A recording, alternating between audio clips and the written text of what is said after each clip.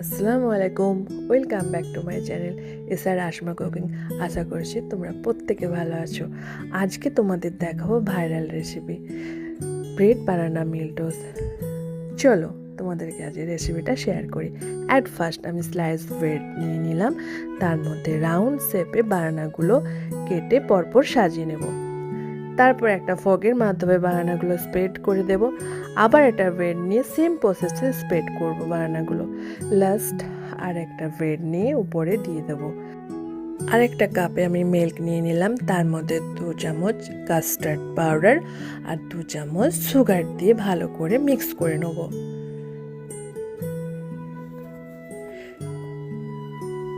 এই রেসিপিটা ছোট বড় সবারই খুব পছন্দের হবে।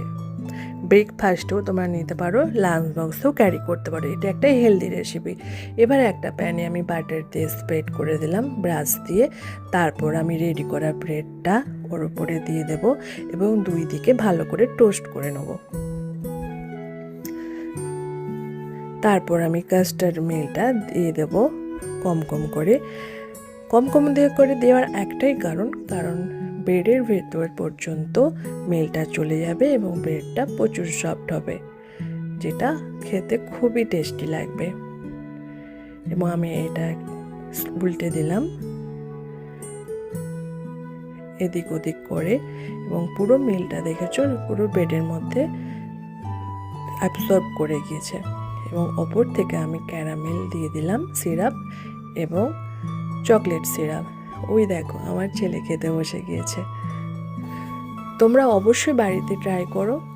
দেখেছো আমি একটা ফোকের মাধ্যমে ব্রেডটা কেটে নেব।